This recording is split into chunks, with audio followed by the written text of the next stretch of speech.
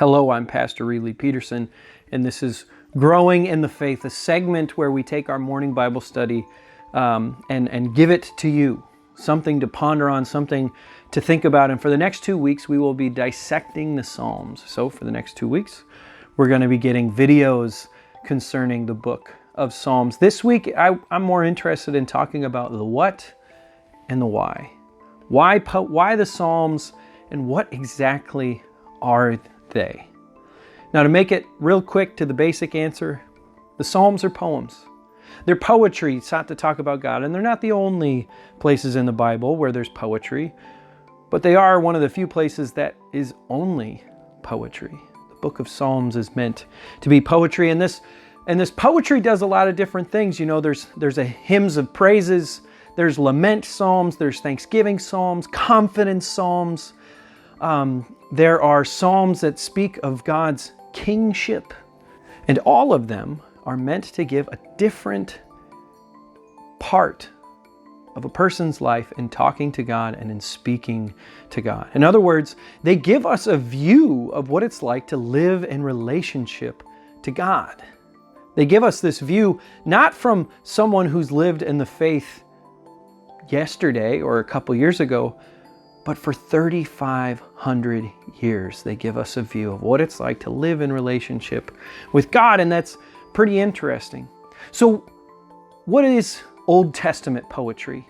What I would say is it's an artificial language, right? And by artificial language, I mean it's a language that we wouldn't speak in normally in normal conversation, and honestly, back in those days, they wouldn't normally speak in. You see some of the prayers and all the different things going on, and you're like, people don't talk like that. Well, that's not what it's meant to be.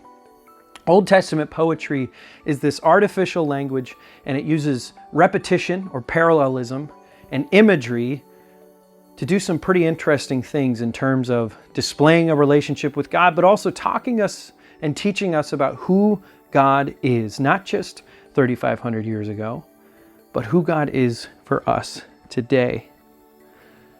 And the other cool part is because there's all these different types, that means there's a psalm for any emotion we might be feeling. Are you angry? Oh, there's psalms for that. Are you sad? There's psalms for that. Are you filled with joy? There's psalms for that. Are you at peace?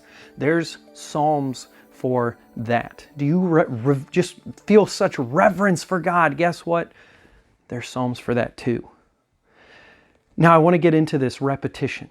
What do I mean by repetition? I want to pull up Psalm 27 for you, the first verse. The Lord is my light and my salvation. Whom shall I fear? The Lord is my stronghold of my life. Of whom shall I be afraid? Did you catch that in there?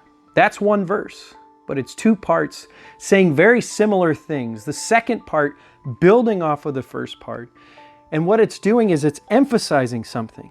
The Lord is my light and my salvation. Whom shall I fear? The Lord is the stronghold of my life. Of whom shall I be afraid? What are they saying?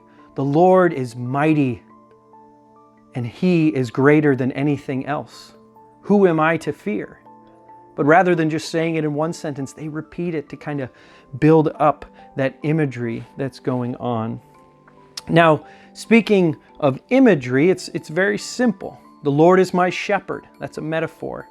The Lord isn't exactly a shepherd, but is similar to a shepherd in that I will not be in want. I'm lied in the green grass beside still waters. You are with me in the darkness of the valley of the shadow of death. All these are instances in which it talks about God as shepherd. Psalm 42, a mighty fortress is our God. Martin Luther loved that. It's built off this idea of God being this great big fortress that no one can overcome. And there's tons of other imageries. There's also personifications talking about the mountains will skip like a calf because God is so scary and amazing in their presence. The Leviathan will be crushed, and all of these other instances. And there's something about imagery and poetry that's interesting. It's not precise. It's roundabout. It doesn't just say, God is blank. God is blank. God is this. It doesn't give us a direct, precise, short-worded answer of who God is, But you know what? The truth is that God is incomprehensible. And so we can't be precise when it comes to talking about God. We can't be right on the point when we talk about who God is, because God is God.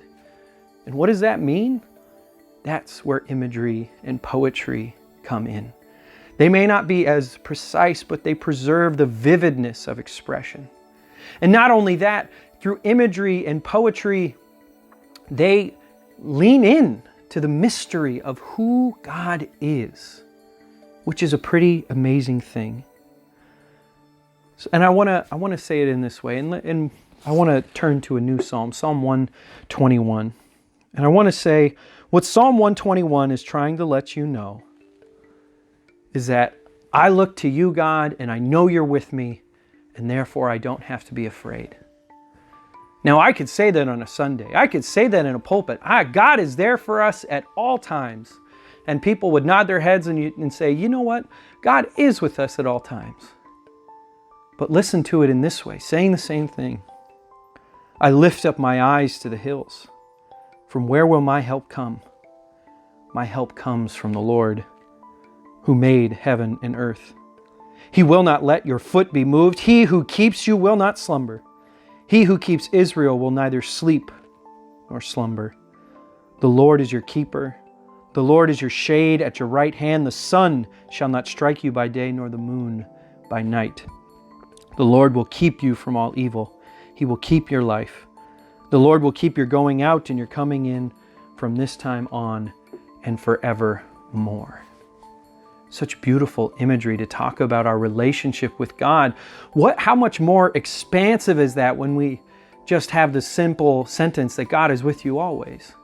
But to actually hear, what does that look like? What does that feel like? And you get that out of Psalm 121.